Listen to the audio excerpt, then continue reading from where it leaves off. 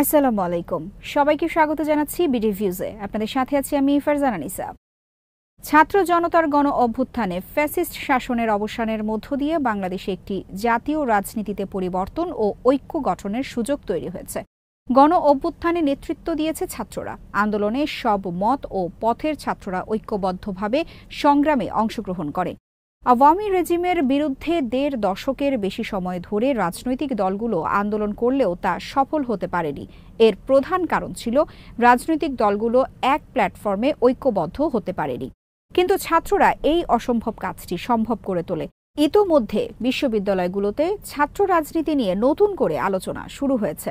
Fascist ও সন্ত্রাসী ছাত্র সংগঠন ছাত্রলীগের পলায়নের পর ছাত্র রাজনীতি কোন পথে যাচ্ছে এবং বিশ্ববিদ্যালয়ের সহাবস্থান সম্ভব কিনা তা নিয়ে থাকছে আজকের প্রতিবেদন। ছাত্র রাজনীতি নিয়ে প্রতিবেদনটি লিখেছেন বিডি ভিউজের সম্পাদক আলফাজ আনাম।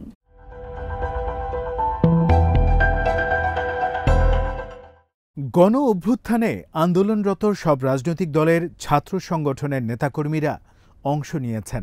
তাদের পরস্পরের মধ্যে ছিল নিবিড় যোগাযোগ।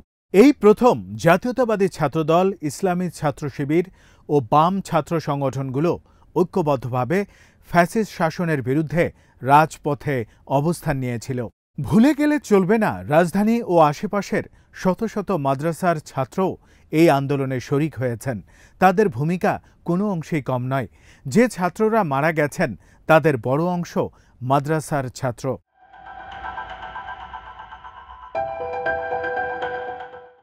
রাজপথে এমনও দৃশ্য দেখা গেছে, ছাত্র ফেডারেশনের একজন নেত্রীর সাথে মিছিলে শরিক হয়েছেন মাদ্রাসার ছাত্ররা। নিপীড়ক শাসকের বিরুদ্ধে এই ঐক্য আন্দোলনকে সফল করেছে। ফলে এই আন্দোলনে কোনো দল বা সংগঠনের একক কোনো কর্তৃত্ব নেই। তবে জাতীয় প্রয়োজনে সবাইকে এক করার এই কৃতিত্ব অবশ্যই ছাত্রদের দিতে হবে। আরও একটি বিষয় মনে রাখা প্রয়োজন, বিদেশে থাকা অ্যাক্টিভিস্ট ও সাংবাদিকরাও নানাভাবে এই আন্দোলনের সাথে সম্পৃক্ত ছিলেন।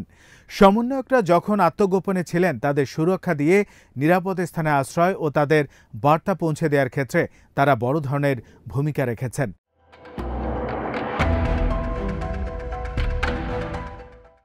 গণ অভ্যুত্থানে শুধু ছাত্ররা নন, সাধারণ মানুষের অংশগ্রহণ ছিল ব্যাপক।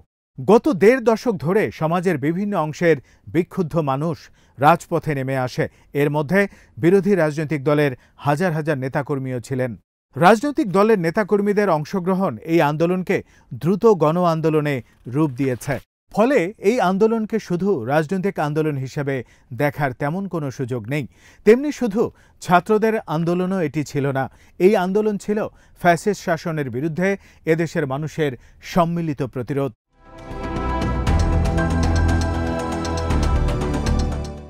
গণ অভ্যুত্থানের পর পাবলিক বিশ্ববিদ্যালয়গুলো খুলে দেওয়া হয়েছে। ছাত্রছাত্রীরা ক্লাসে ফিরছেন। এর মধ্যে ছাত্র রাজনীতি নিয়ে শুরু হয়েছে নতুন করে আলোচনা। ঢাকা বিশ্ববিদ্যালয়ের ভাইস চ্যান্সেলর সব ছাত্র সংগঠনের নেতাদের সাথে মতবিনিময় করেছেন। সেখানে ছাত্র সংগঠনের নেতারা ছাত্র রাজনীতির পক্ষে কথা বলেছেন। এই বৈঠকে ইসলামী ছাত্র শিবিরকেও আমন্ত্রণ জানানো হয়। এতে ঢাকা বিশ্ববিদ্যালয় শাখা শিবিরের সভাপতি অংশগ্রহণ করেন, যিনি একই সাথে ছিলেন বৈষম্য বিরোধী ছাত্র আন্দোলনেরও একজন নেতা। দীর্ঘদিন যাবৎ ঢাকা বিশ্ববিদ্যালয় শিবির প্রকাশ্যে রাজনীতি করতে পারেনি। এখন তাদের নেতাদের নাম সামনে এসেছে। অনেকে বিস্মিত হয়েছেন এই কারণে যে শিবির পরিচয় গোপন করে বৈষম্য বিরোধী আন্দোলনে অংশ নিয়েছে।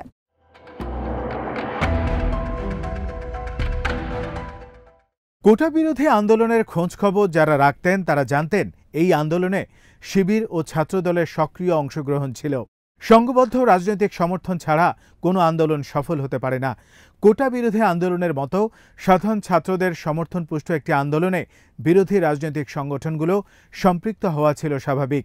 সুসংহত ছাত্র সংগঠন হিসেবে শিবির এই আন্দোলনের নেতৃত্বে বড় ধরনের ভূমিকা রেখেছে।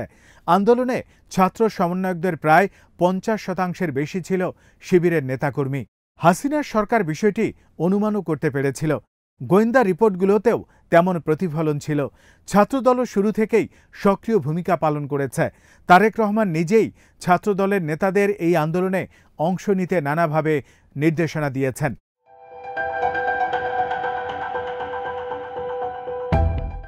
পুলিশ ও আইন শৃঙ্খলা রক্ষাকারী বাহিনী আন্দোলন দমনের কৌশল হিসেবে আগের মতো জামাত শিবির দমনের নামে নির্বিচারে গুলি চালিয়েছে। কিন্তু কোটা বিরোধী আন্দোলন যে ততদিনে গণ আন্দোলনে রূপ নিয়েছে তা বুঝতে ব্যর্থ হয়েছে হাসিনার সরকার। ফলে যত বেশি মানুষ নিহত হয়েছে তত ক্ষোভের মাত্রা বেড়েছে। শেখ হাসিনার পলায়নের মাধ্যমে এই আন্দোলন চূড়ান্ত পরিণতি লাভ করে।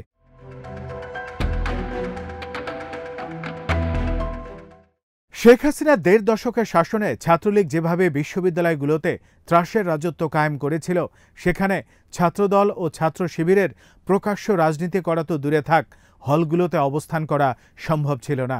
শিবির ট্যাগ দিয়ে অসংখ্য ছাত্রছাত্রীর ওপর নিপীড়ন চালানো হয়েছে।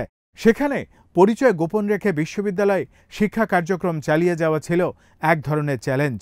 এরপরও বিরোধী মতের অনেক ছাত্রছাত্রীরা পরিচয় গোপনের ট্রমার মধ্য দিয়ে বিশ্ববিদ্যালয়ে লেখাপড়া চালিয়ে গেছেন।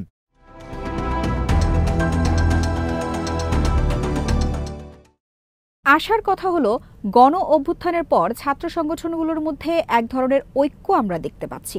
কোনো সংগঠন একক কৃতিত্ব দাবি করে কাঁদা ছোড়াছুড়িতে লিপ্ত হয়নি। সম্প্রতি একটি বেসরকারি টেলিভিশনে ছাত্র দল, শিবির, ছাত্র শক্তি ও বাম ছাত্র সংগঠনের নেতাদের এই আন্দোলনে তাদের ভূমিকা নিয়ে আমরা আলোচনা করতে দেখেছি। সেখানে কোন সংগঠনের অবদান বেশি এ নিয়ে তারা বিতর্ক করেনি, বরং সবার কৃতিত্ব তারা স্বীকার করেছেন। সব ছাত্র নেতারা সহাবস্থান ও নতুন ছাত্র রাজনীতির কথা বলেছেন।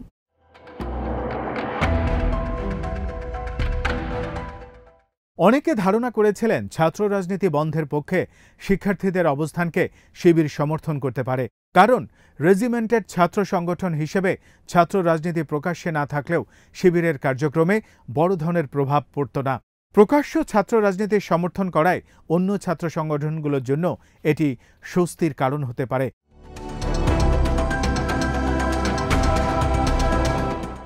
বিশ্লেষকরা বলছেন, ছাত্র সংগঠনগুলোকে একটি বিষয় অনুধাবন করতে হবে, সাধারণ ছাত্রদের বড় একটি অংশ ছাত্র রাজনীতির বিপক্ষে। বৈষম্য বিরোধী ছাত্র আন্দোলনের ৯ দফার একটি ছিল শিক্ষা প্রতিষ্ঠানে লেজুর বৃত্তের ছাত্র রাজনীতি থাকবে না। কেন এই শিক্ষার্থীরা ছাত্র রাজনীতির বিরোধী হয়ে উঠেছেন, এই প্রশ্নের জবাব ছাত্র সংগঠনগুলোকে খুঁজে বের করতে হবে।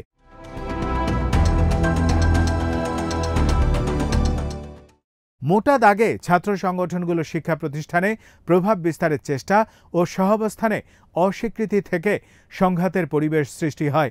কিন্তু অস্বীকার করার উপায় নেই, দেশের ভবিষ্যৎ নেতৃত্ব তৈরির জন্য ছাত্র রাজনীতির কোনো বিকল্প নেই।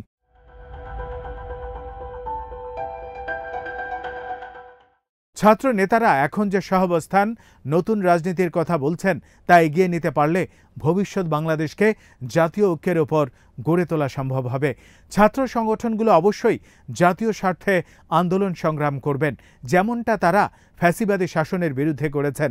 কিন্তু ছাত্র রাজনীতি যদি দলীয় এজেন্ডা বাস্তবায়নের দখলের রাজনীতিতে রূপ নেয়, তাহলে পুরনো অবস্থা আবার ফিরে আসবে।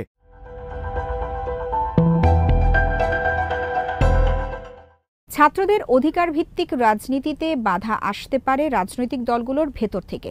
৮০ ও ৯০ দশকে ছাত্র রাজনীতি থেকে উঠে আসা রাজনৈতিক দলের নেতারা দলীয় ও মতাদর্শিক রাজনীতিকে সংঘাতের পথে নিয়েছিলেন। তারা বিভাজনের রাজনীতি উস্কে দিয়েছেন। হাসিনার ফ্যাসিবাদী শাসন কায়েমের আগেও প্রতিটি বিশ্ববিদ্যালয়ে ছাত্র হত্যার ঘটনা ঘটেছে। ছাত্রদল, ছাত্রলীগ, শিবির ও বাম সংগঠনের নেতাকর্মীরা পরস্পরের হাতে নিহত হয়েছে। কিন্তু রাজনৈতিক নেতারা সংঘাতের পরিবর্তে গঠনমূলক রাজনৈতিক পরিবেশ সৃষ্টিতে ব্যর্থ হয়েছেন।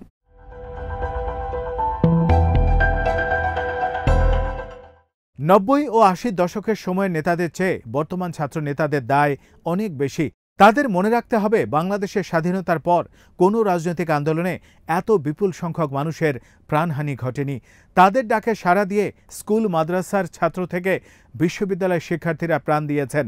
একজন ফ্যাসিস্ট শাসককে পরাজিত করতে গিয়ে প্রায় ১,৪০০ মানুষের প্রাণহানি, ২৫,০০০ মানুষ পঙ্গু ও চোখ হারানোর মতো ভয়াবহ ঘটনা বিশ্বের ইতিহাসে বিরল। এই বিপুল মানুষের আত্মত্যাগের ডাক কিন্তু এই ছাত্রদের কাছ থেকে এসেছে।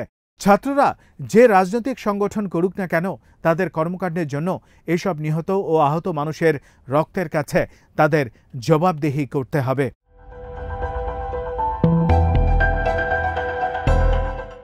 এদেশের মানুষ আশা করে ছাত্ররা আগের সংঘাতময় রাজনীতিতে আর ফিরে যাবে না।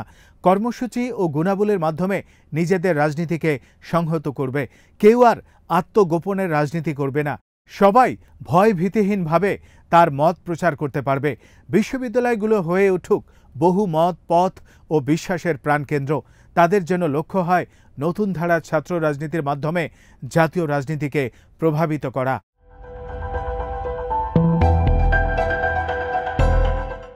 আজ এখানেই শেষ করছি। সবাই ভালো থাকুন, সুস্থ থাকুন আর দেখতে থাকুন বিডি ভিউজ। চ্যানেলটি ভালো লাগলে সাবস্ক্রাইব করুন, সংযুক্ত থাকুন আমাদের ফেসবুক পেজে। আল্লাহ হাফিজ।